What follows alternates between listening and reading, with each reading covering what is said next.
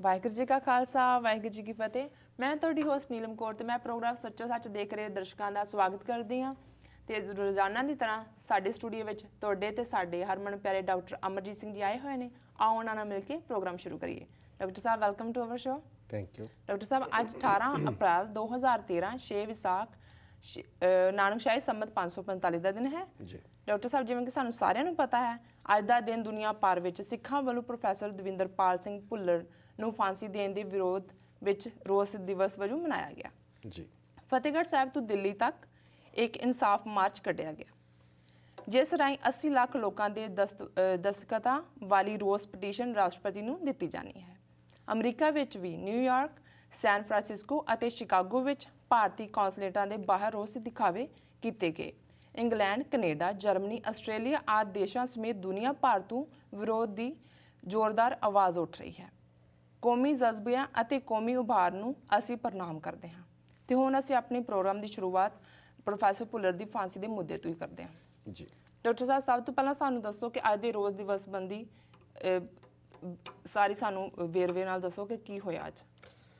ਦੇਖੋ, ਮੈਂ ਜਦੋਂ 18 ਅਪ੍ਰੈਲ ਦੇ ਦਿਨ ਦੀ ਇਤਿਹਾਸਕ ਅਹਿਮੀਅਤ ਬਾਰੇ ਰਿਸਰਚ ਕਰ ਰਿਹਾ ਸੀ ਤੇ ਕੋਈ ਮੇਜਰ ਇਵੈਂਟ ਸਾਹਮਣੇ ਨਹੀਂ ਆਈਆਂ ਜੀ। ਫਿਰ ਮੈਨੂੰ ਖਿਆਲ ਆਇਆ ਕਿ ਇਤਿਹਾਸ ਤਾਂ ਅੱਜ ਬਣਿਆ ਜੀ। ਸਿੱਖ ਇਤਿਹਾਸ ਦੇ ਵਿੱਚ ਖਾਸ ਤੌਰ ਤੇ ਇਹ ਦਿਨ 18 ਅਪ੍ਰੈਲ 2013 ਦਾ ਹਮੇਸ਼ਾ ਯਾਦ ਰੱਖਿਆ ਜਾਏਗਾ ਜੀ। ਕਿਉਂਕਿ ਜਿਵੇਂ ਘੱਲੂਘਾਰੇ ਤੋਂ ਬਾਅਦ ਪਿਛਲੇ ਸਾਲ ਭਾਈ ਬਲਵੰਤ ਸਿੰਘ ਰਾਜੋਆਣਾ ਦੇ ਖਿਲਾਫ ਬਲੈਕ ਵਾਰੰਟ ਜਾਰੀ ਹੋਣ ਤੋਂ ਬਾਅਦ ਜੀ ਕੌਮ ਨੇ ਇਕਜੁੱਟਤਾ ਦਾ, ਸੋਲੀਡੈਰਿਟੀ ਦਾ ਪ੍ਰਗਟਾਵਾ ਕੀਤਾ ਸੀ, ਜੀ ਇਵੇਂ ਹੀ ਅੱਜ ਦਾ ਦਿਨ ਚੁਣਿਆ ਗਿਆ ਸੀ ਪੰਥਕ ਜਥੇਬੰਦੀਆਂ ਵੱਲੋਂ ਕਿ ਦੁਨੀਆ ਭਰ ਦੇ ਵਿੱਚ ਇਸ ਮੁੱਦੇ ਦੇ ਉੱਤੇ ਪ੍ਰੋਟੈਸਟ ਕੀਤੇ ਜਾਣੇ ਨੇ। ਜੀ। ਸੋ ਜਿਹੜਾ ਮੇਜਰ ਇਵੈਂਟ ਤਾਂ ਫਤਿਹਗੜ੍ਹ ਸਾਹਿਬ ਤੋਂ ਦਿੱਲੀ ਤੱਕ ਦਾ ਰੋਸ ਮਾਰਚ ਹੈ ਜੀ, ਜਿਹਦੇ 'ਚ ਇਹਨਾਂ ਨੇ ਪਿਛਲੇ 5 ਹਫ਼ਤੇ ਦੇ ਵਿੱਚ ਲਗਭਗ 80 ਲੱਖ ਲੋਕਾਂ ਨੇ, 81 ਲੱਖ ਫਿਗਰ ਹੈ, 8.1 ਮਿਲੀਅਨ ਜੀ, 81 ਲੱਖ ਲੋਕਾਂ ਨੇ ਪੈਟੀਸ਼ਨ ਦੇ ਉੱਤੇ ਦਸਤਖਤ ਕੀਤੇ ਨੇ। ਇਹਦੇ 'ਚ ਉਹਨਾਂ ਨੇ ਹਿੰਦੁਸਤਾਨੀ ਕਾਨੂੰਨ ਨੂੰ ਨੈਗੇਟ ਕੀਤਾ ਕਿ ਤੁਹਾਡੇ ਕਾਨੂੰਨ ਦੇ ਥੱਲੇ ਨਵੰਬਰ 84 ਦੇ ਕਾਤਲ ਤਾਂ ਬਰੀ ਨੇ, ਪਰ ਤੁਸੀਂ ਇੱਕ ਬੇਗੁਨਾਹ ਸਿੱਖ ਪ੍ਰੋਫੈਸਰ ਨੂੰ ਫਾਂਸੀ ਤੇ ਲਾ ਰਹੇ ਹੋ। ਜੀ। ਸੋ 81 ਲੱਖ ਦੀਆਂ ਭਾਵਨਾਵਾਂ ਦਾ ਪ੍ਰਗਟਾਵਾ ਕਰਨ ਵਾਲੀ ਇਨਸਾਫ ਰੈਲੀ ਫਤਿਹਗੜ੍ਹ ਸਾਹਿਬ ਗੁਰਦੁਆਰਾ ਜੋਤੀ ਸਰੂਪ ਛੋਟੇ ਸਾਹਿਬਜ਼ਾਦਿਆਂ ਦੇ ਸ਼ਹੀਦੀ ਮੁਕਾਮ ਦੇ ਉੱਤੇ ਜੀ ਉੱਥੇ ਉਹਨਾਂ ਨੇ ਅਰਦਾਸ ਕੀਤੀ। ਉਸ ਦੇ ਵਿੱਚ ਅਲੱਗ-ਅਲੱਗ ਜਿਹੜੀਆਂ ਪੰਥਕ ਧਿਰਾਂ ਨੇ ਉਹਨਾਂ ਦੇ ਨੁਮਾਇੰਦੇ ਸ਼ਾਮਲ ਹੋਏ, ਜਿਨ੍ਹਾਂ ਦੇ ਵਿੱਚ ਸਰ ਸਿਮਰਨਜੀਤ ਸਿੰਘ ਮਾਨ, ਭਾਈ ਹਰਪਾਲ ਸਿੰਘ ਚੀਮਾ, ਸੰਤ ਬਲਜੀਤ ਸਿੰਘ ਦਾਦੂਵਾਲ, ਦਲ ਖਾਲਸਾ ਦੇ ਨੁਮਾਇੰਦੇ, ਜੀ ਟਕਸਾਲ ਦੇ ਨੁਮਾਇੰਦੇ। ਜੀ। ਸੋ ਇਹ ਮਾਰਚ ਜਿਹੜਾ ਹੈ ਉੱਥੋਂ ਫਤਿਹਗੜ੍ਹ ਸਾਹਿਬ ਤੋਂ ਦਿੱਲੀ ਉਹਨਾਂ ਨੇ ਪ੍ਰੈਜ਼ੀਡੈਂਟ ਰਾਸ਼ਟਰਪਤੀ ਨੂੰ ਜਿਹੜੀ ਹੈ ਉਹ 81 ਲੱਖ ਜਿਹੜੇ ਲੋਕਾਂ ਦੀ ਪੈਟੀਸ਼ਨ ਹੈ ਉਹ ਸਬਮਿਟ ਕਰਨੀ ਸੀ। ਸੋ ਅੱਜ ਦੇ ਮੀਡੀਆ ਰਿਪੋਰਟਸ ਨੇ, ਸੋ ਕਿਉਂਕਿ ਇਹ ਡੇਟ ਇਸ ਤਰੀਕੇ ਨਾਲ ਮਿਥੀ ਗਈ ਸੀ, ਇੰਗਲੈਂਡ ਦੇ ਵਿੱਚ ਅਸੀਂ ਦੇਖਦੇ ਹਾਂ ਕਿ ਪਿਛਲੇ ਕਈ ਦਿਨਾਂ ਤੋਂ ਲਗਾਤਾਰਤਾ ਨਾਲ ਭਾਰਤੀ ਐਮਬੈਸੀ ਦੇ ਬਾਹਰ ਹਾਈ ਕਮਿਸ਼ਨ ਉੱਥੇ ਕਹਿੰਦੇ ਨੇ ਧਰਨਾ ਲਗਾਤਾਰਤਾ ਨਾਲ ਲੱਗਾ ਹੋਇਆ, ਹਜ਼ਾਰਾਂ ਦੀ ਗਿਣਤੀ 'ਚ ਪ੍ਰੋਟੈਸਟ ਵੀ ਸਿੱਖ ਕਰ ਰਹੇ ਨੇ ਜੀ। ਲਗਾਤਾਰ ਜਿਹੜਾ ਉਹ ਕੀਰਤਨ ਚੱਲ ਰਿਹਾ, ਸੰਗਤਾਂ ਆਉਂਦੀਆਂ ਨੇ ਔਰ ਕੀਰਤਨ ਕਰਦੇ ਆ ਔਰ ਨਾਲ ਆਪਣਾ ਜਿਹੜਾ ਰੋਹ ਦਾ ਵਿਖਾਵੇ।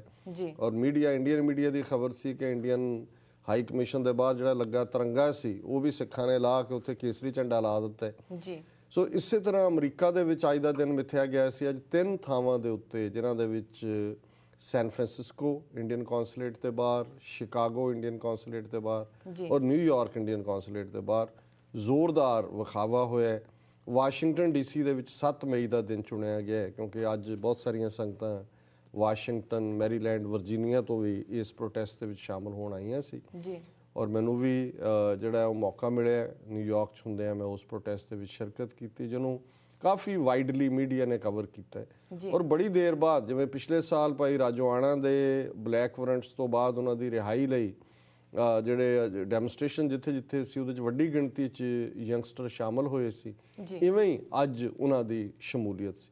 ਇਸੇ ਤਰ੍ਹਾਂ ਵੈਨਕੂਵਰ ਦੇ ਵਿੱਚ ਵੀ ਜਿਹੜਾ ਹਜ਼ਾਰਾਂ ਦੀ ਗਿਣਤੀ ਦੇ ਵਿੱਚ ਸ਼ਮੂਲੀਅਤ ਦੀਆਂ ਖਬਰਾਂ ਨੇ ਪਿਛਲੇ ਦਿਨਾਂ ਤੋਂ, ਉੱਥੇ ਵੀ 2 ਪ੍ਰੋਟੈਸਟ ਹੋ ਚੁੱਕੇ ਨੇ। ਟੋਰਾਂਟੋ 'ਚ ਵੀ ਇੱਕ ਉਹਨਾਂ ਨੇ ਕੱਲ੍ਹ ਪਲਾਨ ਕੀਤਾ, ਇੱਕ ਫਿਰ ਆਉਣ ਵਾਲੇ ਦਿਨਾਂ 'ਚ ਹੈ। ਔਰ ਇਸੇ ਤਰ੍ਹਾਂ ਬੇਸ਼ੱਕ ਉਹ ਜਰਮਨੀ ਹੋਏ, ਆਸਟ੍ਰੇਲੀਆ ਬਾਰੇ ਵੀ ਗੱਲਬਾਤ ਹੋ ਰਹੀ ਹੈ ਕਿ ਉਹਨਾਂ ਨੇ ਸ਼ਾਇਦ ਫਰਾਈਡੇ ਦਾ ਪ੍ਰੋਟੈਸਟ ਰੱਖਿਆ। ਸੋ ਇਸ ਤੋਂ ਇਲਾਵਾ ਥਾਂ ਥਾਂ ਤੇ ਸਿੱਖ ਸੰਗਤਾਂ ਬੇਸ਼ੱਕ ਉਹ ਅਰਦਾਸ ਰੂਪ 'ਚ ਜੀ ਕਈ ਥਾਂ ਤੇ ਕੈਂਡਲ ਲਾਈਟ ਵਿਜਲਸ ਨੇ। ਸੋ ਇਹ ਇੱਕ ਬੜੀ ਜ਼ਰੂਰੀ ਗੱਲ ਹੈ ਕਿ ਜਦੋਂ ਕੌਮ ਸੋਲੀਡੈਰਿਟੀ ਦਾ ਵਿਖਾਵਾ ਕਰਦੀ ਹੈ, ਇਕਜੁੱਟਤਾ ਦਾ ਵਿਖਾਵਾ ਕਰਦੀ ਹੈ, ਤੇ ਹਕੂਮਤ ਉਹਨਾਂ ਦੀਆਂ ਏਜੰਸੀਆਂ, ਕਿਉਂਕਿ ਇੱਕ ਕੈਮਰਾਮੈਨ ਜਿਹੜੇ ਇੱਕ ਟੀਵੀ ਚੈਨਲ ਲਈ ਕੰਮ ਕਰਦੇ ਨੇ, ਉਹ ਮੈਨੂੰ ਦੱਸ ਰਹੇ ਸੀ ਕਿ ਜਦੋਂ ਉਹਨਾਂ ਨੇ ਪ੍ਰੋਟੈਸਟ ਅੱਜ ਦਾ ਨਿਊਯਾਰਕ ਵਾਲਾ ਕਵਰ ਕਰਨ ਤੋਂ ਬਾਅਦ ਕੌਂਸਲੇਟ ਦੇ ਬਾਹਰ ਜਾ ਕੇ ਸ਼ਾਟ ਲੈਣੇ ਚਾਹੇ ਤਾਂ ਉਹਨਾਂ ਨੂੰ ਉਹ ਰੋਕ ਰਹੇ ਸੀ ਕਿ ਤੁਸੀਂ ਲੈ ਨਹੀਂ ਸਕਦੇ।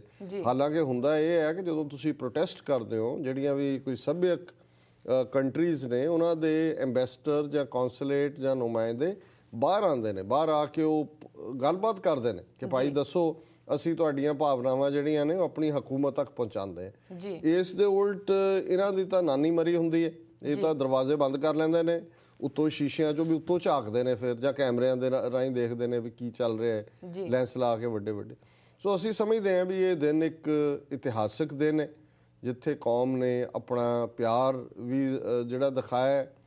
ਔਰ ਮੈਂ ਅੱਜ ਹੀ, ਜਦੋਂ ਮੇਰਾ ਅੱਜ ਇੱਕ ਰੇਡੀਓ ਪ੍ਰੋਗਰਾਮ ਮੰਜ਼ਿਲ ਦੇ ਉੱਤੇ ਪ੍ਰੋਗਰਾਮ ਚੱਲ ਰਿਹਾ ਸੀ ਟੋਰਾਂਟੋ 'ਚ, ਤੇ ਜਿਉਂ ਹੀ ਵਿੱਚੋਂ ਬ੍ਰੇਕ ਟਾਈਮ ਆਇਆ ਤੇ ਮਾਤਾ ਉਪਕਾਰ ਕੌਰ, ਜਿਹੜੇ ਲਗਭਗ 75 ਸਾਲ ਤੋਂ ਜ਼ਿਆਦਾ ਉਹਨਾਂ ਦੀ ਉਮਰ ਹੈ, ਪ੍ਰੋਫੈਸਰ ਦਵਿੰਦਰਪਾਲ ਸਿੰਘ ਭੁੱਲਰ ਦੇ ਮਾਤਾ ਜੀ, ਉਹਨਾਂ ਦੀ ਅਪੀਲ ਚੱਲ ਰਹੀ ਸੀ ਕਿ ਸਾਡਾ ਬੱਚਾ ਕੌਮ ਦਾ ਬੱਚਾ ਹੈ ਔਰ ਇਹ ਹੁਣ ਕੌਮ ਨੇ ਦੇਖਣਾ ਹੈ ਵੀ ਉਹਨਾਂ ਨੇ ਕਿਵੇਂ ਖਲੋਣਾ ਹੈ। ਔਰ ਉਹਨਾਂ ਦੀ ਅਪੀਲ ਸੀ ਕਿ ਜਿੱਥੇ ਜਿੱਥੇ ਪ੍ਰੋਟੈਸਟ ਹੋ ਰਹੇ ਨੇ ਉਹਦੇ 'ਚ ਸਿੱਖ ਸੰਗਤਾਂ ਸ਼ਾਮਲ ਹੋਣ।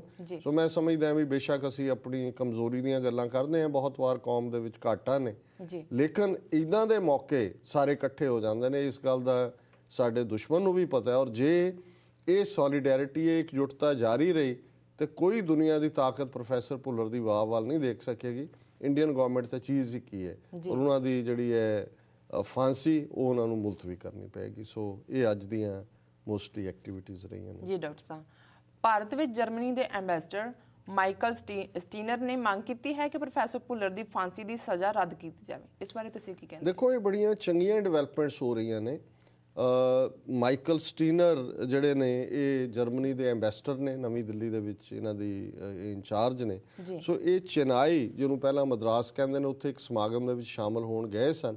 ਤੇ ਉੱਥੇ ਜਦੋਂ ਉਹਨਾਂ ਨੇ ਗੱਲਬਾਤ ਮੀਡੀਆ ਨਾਲ ਕੀਤੀ ਤਾਂ ਉਹਨਾਂ ਨੇ ਕਿਹਾ ਕਿ ਜੀ ਬਿਲਕੁਲ ਵੀ ਸਾਡੇ ਤਾਂ ਜਰਮਨ ਦੇ ਪ੍ਰੈਜ਼ੀਡੈਂਟ ਨੇ ਆਲਰੇਡੀ ਇੰਡੀਅਨ ਪ੍ਰੈਜ਼ੀਡੈਂਟ ਨੂੰ ਇਹ ਰਿਕੁਐਸਟ ਕੀਤੀ ਹੈ ਕਿ ਵੀ ਤੁਸੀਂ ਜਰਮਨ ਤੋਂ ਪ੍ਰੋਫੈਸਰ ਭੁੱਲਰ ਨੂੰ ਲਿਆਂਦਾ ਸੀ ਔਰ ਇਹ ਸਾਡੀ ਸੁਸਾਇਟੀ 'ਚ ਡੈਥ ਸੈਂਟੈਂਸ ਜਿਹੜੀ ਹੈ ਉਹ ਐਕਸੈਪਟੇਬਲ ਨਹੀਂ ਹੈ ਯੂਰਪੀਅਨ ਯੂਨੀਅਨ 'ਚ, ਔਰ ਤੁਸੀਂ ਜਿਹੜੀ ਹੈ ਇਸ ਸਜ਼ਾ ਨੂੰ ਖ਼ਤਮ ਕਰੋ ਔਰ ਪ੍ਰੋਫੈਸਰ ਭੁੱਲਰ ਦੀ ਮੌਤ ਦੀ ਸਜ਼ਾ ਖ਼ਤਮ ਕੀਤੀ ਜਾਏ।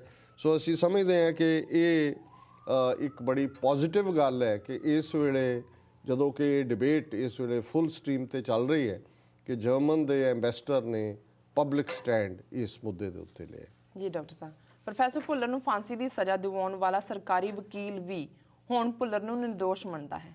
ਇਸ ਬਾਰੇ ਤੁਸੀਂ ਕੀ ਕਹਿੰਦੇ? ਹਾਂ, ਇਹ ਵੀ ਇੱਕ ਬੜਾ ਹੋਰ ਦਿਲਚਸਪ ਫੈਕਟਰ ਆਇਆ। ਇਹ ਅਨੂਪ ਚੌਧਰੀ ਨੇ ਸੱਜਣ, ਇਹ ਐਕਸ ਐਡਵੋਕੇਟ ਜਨਰਲ ਵੀ ਰਹੇ ਮੱਧ ਪ੍ਰਦੇਸ਼ ਤੇ, ਔਰ ਇਹਨਾਂ ਨੇ CBI ਦੇ ਬਿਹਾਫ ਤੇ ਜਿਹੜਾ ਉਹ ਕੇਸ ਸੁਪਰੀਮ ਕੋਰਟ ਦੇ ਵਿੱਚ ਲੜਿਆ ਸੀ, ਜਿਹਦੇ 'ਚ ਉਹਨਾਂ ਨੇ ਜ਼ਾਹਰ ਹੈ ਕਿ ਜਦੋਂ ਤੁਸੀਂ ਜਿਸ ਧਿਰ ਦੇ ਵਕੀਲ ਹੁੰਦੇ ਹੋ, ਸਰਕਾਰੀ ਵਕੀਲ ਸੀ, ਸੋ ਇਹਨਾਂ ਨੇ ਇਸ ਗੱਲ ਦੇ ਉੱਤੇ ਪੂਰੀ ਆਰਗੂ ਕੀਤਾ ਸੀ ਕਿ ਪ੍ਰੋਫੈਸਰ ਭੁੱਲਰ ਖੂੰਖਾਰ ਅੱਤਵਾਦੀ ਹੈ ਔਰ ਇਹਨਾਂ ਨੂੰ ਮੌਤ ਦੀ ਸਜ਼ਾ ਦਿੱਤੀ ਜਾਣੀ ਚਾਹੀਦੀ ਹੈ।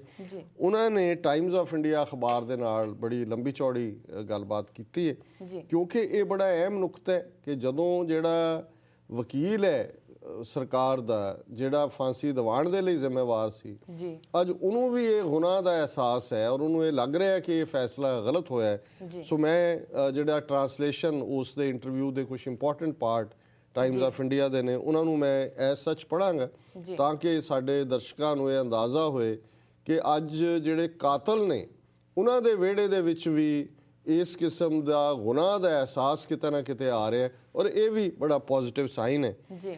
ਇਹਦੇ 'ਚ ਇਹਨਾਂ ਨੇ, ਅਨੂਪ ਚੌਧਰੀ ਕਹਿੰਦੇ ਨੇ ਕਿ ਤੁਹਾਨੂੰ ਅੱਜ ਸ਼ਾਇਦ ਅਜੀਬ ਲੱਗੇ, ਪਰ ਮੈਨੂੰ ਹੁਣ ਲੱਗਦਾ ਹੈ ਕਿ ਜਸਟਿਸ ਸ਼ਾਹ ਨੇ ਭੁੱਲਰ ਨੂੰ ਸਜ਼ਾ ਦੇਣ ਦੇ ਹੱਕ ਵਿੱਚ ਮੇਰੇ ਵੱਲੋਂ ਦਿੱਤੀਆਂ ਗਈਆਂ ਦਲੀਲਾਂ ਰੱਦ ਕਰਕੇ ਠੀਕ ਹੀ ਕੀਤਾ ਸੀ। ਇਹ ਜੱਜ, ਕਿਉਂਕਿ 3 ਜੱਜਾਂ ਦਾ ਪੈਨਲ ਸੀ ਸੁਪਰੀਮ ਕੋਰਟ ਦਾ ਜਿਹਦੇ ਸਾਹਮਣੇ ਕੇਸ ਲੱਗਾ ਸੀ, ਜਿਨ੍ਹਾਂ ਦੇ ਵਿੱਚ ਜਸਟਿਸ ਅਗਰਵਾਲ, ਜਸਟਿਸ ਪਾਸਵਾਲ ਤੇ ਜਸਟਿਸ ਸ਼ਾਹ ਮੁਖੀ ਸਨ ਉਹਨਾਂ ਦੇ। ਸੋ ਜਸਟਿਸ ਸ਼ਾਹ ਨੇ ਉਸ ਜਿਹੜੇ ਕਿ ਪੈਨਲ ਦੇ ਮੁਖੀ ਸੀ, ਪ੍ਰੋਫੈਸਰ ਭੁੱਲਰ ਨੂੰ ਫਾਂਸੀ ਦੀ ਸਜ਼ਾ ਦੇਣ ਤੋਂ ਨਾ ਕਰ ਦਿੱਤਾ ਸੀ। ਉਹਨਾਂ ਨੇ ਕਿਹਾ ਸੀ ਵੀ ਇਹਨਾਂ ਨੂੰ ਛੱਡਿਆ ਜਾਏ, ਕੁਇਟ ਕੀਤਾ ਜਾਏ, ਕਿਉਂਕਿ ਇਹ ਕਨਫੈਸ਼ਨਲ ਸਟੇਟਮੈਂਟ ਦੇ ਆਧਾਰ ਦੇ ਉੱਤੇ ਇਸ ਕੇਸ ਨੂੰ ਬਿਲਟ ਕੀਤਾ ਗਿਆ ਔਰ ਇਹ ਜਿਹੜੀ ਉਹਨਾਂ ਦੀ ਕਨਫੈਸ਼ਨਲ ਸਟੇਟਮੈਂਟ ਹੈ ਇਹਦੀ ਕਿਸੇ ਹੋਰ ਗਵਾਹ ਨੇ ਪੁਸ਼ਟੀ ਨਹੀਂ ਕੀਤੀ। ਸੋ ਹੁਣ ਉਹਦੇ ਵੱਲ ਰੈਫਰ ਕਰਦੇ ਆ। ਇਹ ਅਨੂਪ ਚੌਧਰੀ ਵਕੀਲ ਕਹਿ ਰਿਹਾ ਕਿ ਮੈਂ ਸਮਝਦਾ ਹਾਂ ਵੀ ਉਹਨਾਂ ਨੇ ਦੀ ਬਿਲਕੁਲ ਠੀਕ ਫੈਸਲਾ ਸੀ ਜਸਟਿਸ ਸ਼ਾਹ ਦਾ। ਜਸਟਿਸ ਸ਼ਾਹ ਨੇ ਦਿੱਲੀ ਪੁਲਿਸ ਨਾਲ ਇਸ ਗੱਲੋਂ ਸਹਿਮਤ ਹੋਣ ਤੋਂ ਇਨਕਾਰ ਕਰ ਦਿੱਤਾ ਸੀ ਕਿ ਮਾਮਲਾ ਅੱਤਵਾਦ ਦਾ ਹੋਵੇ ਤਾਂ ਪੁਲਿਸ ਦੀ ਹਰ ਬੇਢੱਬੀ ਪੜਤਾਲ ਨੂੰ ਸਹੀ ਮੰਨ ਲੈਣਾ ਜਿਹੜਾ ਉਹ ਯੋਗ ਨਹੀਂ ਹੁੰਦਾ। ਸੋ ਹੁਣ ਇਹੀ ਜਸਟਿਸ ਚੌਧਰੀ ਅੱਗੇ ਕਹਿੰਦੇ ਨੇ, ਹੁਣ ਉਹਨਾਂ ਨੂੰ ਪੁੱਛਿਆ ਗਿਆ ਕਿ ਵੀ ਹੁਣ ਤੁਹਾਨੂੰ ਇਹ ਕਿਉਂ ਲੱਗਿਆ, ਉਦੋਂ ਇਹ ਗੱਲ ਕਿਉਂ ਨਹੀਂ ਸੀ ਲੱਗਦੀ ਠੀਕ ਜੀ। ਉਹਨਾਂ ਨੇ ਕਿਹਾ ਕਿ ਜਦੋਂ ਅਦਾਲਤੀ ਨਿਰਣਾ ਦੇ ਦਿੱਤਾ ਗਿਆ ਤਾਂ ਮੈਂ ਇਸ ਨੂੰ ਕਾਨੂੰਨ ਦੇ ਇੱਕ ਵਿਦਿਆਰਥੀ ਵਜੋਂ ਪੜ੍ਹਿਆ, ਨਾ ਕਿ ਇੱਕ ਵਕੀਲ ਵਜੋਂ ਜੋ ਅਦਾਲਤ ਵਿੱਚ ਇੱਕ ਜਾਂ ਦੂਜੀ ਧਿਰ ਦੇ ਹੱਕ ਵਿੱਚ ਬੋਲਿਆ ਸੀ। ਸੋ ਆਪਣੇ ਆਪ ਨੂੰ ਕੇਸ ਤੋਂ ਵੱਖ ਕਰਕੇ ਅਦਾਲਤੀ ਨਿਰਣੇ ਦੇ ਠੀਕ ਅਰਥ ਨਹੀਂ ਕੀਤੇ ਜਾ ਸਕਦੇ। ਮੈਂ ਆਪਣੀ ਆਤਮਾ ਪ੍ਰਤੀ ਇਮਾਨਦਾਰ ਹੋਣਾ ਚਾਹੁੰਦਾ ਹਾਂ ਔਰ ਇਸ ਲਈ ਮੈਂ ਇਸ ਫੈਸਲੇ ਨੂੰ ਗਲਤ ਮੰਨਦਾ। ਉਹਨਾਂ ਨੇ ਕਿਹਾ ਵੀ ਉਦੋਂ ਮੈਂ ਵਕੀਲ ਸੀ ਪਰ ਜਦੋਂ ਮੈਂ ਆਪਣੇ ਆਪ ਨੂੰ ਹਟਾਇਆ ਉਸ ਕੇਸ ਤੋਂ, ਫਿਰ ਮੈਂ ਇੱਕ ਕਾਨੂੰਨ ਦੇ ਵਿਦਿਆਰਥੀ ਦੇ ਤੌਰ ਤੇ ਦੇਖਿਆ ਔਰ ਮੈਨੂੰ ਲੱਗਾ ਵੀ ਜਿਹੜੀ ਗੱਲ ਜਸਟਿਸ ਸ਼ਾਹ ਨੇ ਕਹੀ ਸੀ ਉਹਨੂੰ ਛੱਡਣ ਦੀ, ਉਹਦੀ ਦਲੀਲ ਠੀਕ ਸੀ। ਔਰ ਉਹਨਾਂ ਨੇ ਐਂਡ ਦੇ ਵਿੱਚ 4-5 ਜਿਹੜੀਆਂ ਵੱਡੀਆਂ ਗਲਤੀਆਂ ਹੋਈਆਂ ਔਰ ਉਹਨਾਂ ਨੇ ਇਹ ਕਿਹਾ ਜਸਟਿਸ ਇਹਨੇ ਵਕੀਲ ਚੌਧਰੀ ਨੇ ਕਿ ਜਦੋਂ ਇਹ ਮਰਸੀ ਪਟੀਸ਼ਨ ਪ੍ਰੈਜ਼ੀਡੈਂਟ ਕੋਲ ਗਈ ਔਰ ਗ੍ਰਹਿ ਮੰਤਰਾਲੇ ਦੇ ਕੋਲ ਵਾਪਸ ਆਈ, ਇਹ ਗ੍ਰਹਿ ਮੰਤਰਾਲੇ ਦਾ ਫਰਜ਼ ਸੀ ਕਿ ਉਹ ਦੇਖਦੇ ਕਿ ਜਸਟਿਸ ਸ਼ਾਹ ਦੀ ਟਿੱਪਣੀ ਮੌਜੂਦ ਹੈ ਔਰ ਉਹਨੂੰ ਆਧਾਰ ਬਣਾ ਕੇ ਉਹਨਾਂ ਨੂੰ ਜਿਹੜਾ ਉਹ ਛੱਡਿਆ ਜਾ ਸਕਦਾ। ਸੋ ਉਹਦੇ 'ਚ ਉਹਨਾਂ ਨੇ ਕਿਹਾ ਕਿ ਵੀ ਮੈਂ 4-5 ਨੁਕਤੇ ਕਿ ਪਹਿਲੀ ਗੱਲ ਕਿ ਇੱਕ ਜੱਜ ਨਹੀਂ, ਜਸਟਿਸ ਸ਼ਾਹ ਨੇ ਇਸ ਫੈਸਲੇ ਦੀ ਆਲੋਚਨਾ ਕੀਤੀ ਜੀ। ਹੋਮ ਮਿਨਿਸਟਰੀ ਨੇ ਇਸ ਦੇ ਵਿੱਚ ਅਣਗਹਿਲੀ ਕੀਤੀ ਕਿਉਂਕਿ ਉਹਨਾਂ ਨੇ ਜਸਟਿਸ ਸ਼ਾਹ ਦੀ ਗੱਲ ਨੂੰ ਗੋਲਿਆ ਨਹੀਂ ਜੀ। ਵੱਡੀ ਅਦਾਲਤੀ ਗਲਤੀ ਜਿਹੜੀ ਹੈ ਜੁਡੀਸ਼ੀਅਲ ਐਰਰ ਤੇ ਸਰਕਾਰ ਦੀ ਪੁੱਲ ਇਨਫਰਮੇਟੀ, ਕਿ ਇਹ ਸਾਰੇ ਹੀ ਜਿਹੜੇ ਨੁਕਤੇ ਨੇ ਇਸ ਦੇ ਆਧਾਰ ਤੇ ਮੈਂ ਇਹ ਕਹਿਣਾ ਚਾਹੁੰਦਾ ਕਿ ਭੁੱਲਰ ਨਾਲ ਧੱਕਾ ਕੀਤਾ ਗਿਆ ਤੇ ਜੁਡੀਸ਼ਰੀ ਤੇ ਕਾਨੂੰਨੀ ਪ੍ਰਕਿਰਿਆ ਦਾ ਸਤਿਕਾਰ ਬਹਾਲ ਕਰਨ ਲਈ ਭੁੱਲਰ ਦੀ ਤੁਰਤ ਰਿਹਾਈ ਤੇ ਉਸ ਦੇ ਸਤਿਕਾਰ ਦੀ ਬਹਾਲੀ ਜ਼ਰੂਰੀ ਹੈ। ਸੋ ਅੱਜ ਇਹ ਉਹੀ ਹੈ ਕਿ ਦੁਸ਼ਮਣ ਦੀਆਂ ਸਫਾਂ 'ਚ ਵੀ ਅੱਜ ਸੱਚਾਈ ਕਿਤੇ ਨਾ ਕਿਤੇ ਇਹ ਹੁੰਦਾ ਜਦੋਂ ਕੌਮ ਖਲੋਂਦੀ ਹੈ। ਜੇ ਚੁੱਪਚਾਪ ਰਹਿੰਦਾ ਨਾ ਇਹਨਾਂ ਨੂੰ ਗੁਨਾਹ ਦਾ ਅਹਿਸਾਸ ਹੁੰਦਾ। ਸੋ ਅਸੀਂ ਫਿਰ ਵੀ ਇਸ ਗੱਲ ਦੇ ਲਈ ਥੈਂਕਫੁਲ ਹੈ ਕਿ ਐਟਲੀਸਟ ਸੱਚ ਜਿਹੜਾ ਹੈ ਉਹ ਬੋਲਣ ਦੀ ਹਿੰਮਤ ਐਡਵੋਕੇਟ ਅਨੂਪ ਚੌਧਰੀ ਨੇ ਕੀਤੀ ਹੈ ਜੀ। ਡਾਕਟਰ ਸਾਹਿਬ, ਸਾਡੀ ਅਗਲੀ ਟਿੱਪਣੀ ਹੈ, ਪੰਜਾਬ ਦੇ ਮੁੱਖ ਮੰਤਰੀ ਸਰਦਾਰ ਪ੍ਰਕਾਸ਼ ਸਿੰਘ ਬਾਦਲ ਦੀ ਅਗਵਾਈ ਵਿੱਚ ਇੱਕ ਵਫਦ ਨੇ ਰਾਸ਼ਟਰਪਤੀ ਨੂੰ ਮਿਲ ਕੇ ਮੰਗ ਕੀਤੀ ਹੈ ਕਿ ਪੰਜਾਬ ਨੂੰ ਅਸ਼ਾਂਤ ਹੋਣ ਤੋਂ ਬਚਾਉਣ ਲਈ ਪ੍ਰੋਫੈਸਰ ਭੁੱਲਰ ਦੀ ਫਾਂਸੀ ਮੁਆਫ ਕੀਤੀ ਜਾਵੇ। ਡਾਕਟਰ ਸਾਹਿਬ, ਜਵਾਬ ਲੈਣ ਤੋਂ ਪਹਿਲਾਂ ਮੈਂ ਬ੍ਰੇਕ ਤੇ ਜਾਣਾ ਚਾਹੁੰਦੀ ਹਾਂ। ਜੀ ਜ਼ਰੂਰ। ਵੀਅਰਸ, ਸਾਡਾ ਪ੍ਰੋਗਰਾਮ ਤੁਸੀਂ ਇਸ ਤਰ੍ਹਾਂ ਵਾਚ ਕਰਦੇ ਰਹੋ। ਮਿਲਦੇ ਹਾਂ ਆਫਟਰ ਦੀ ਸ਼ਾਰਟ ਬ੍ਰੇਕ।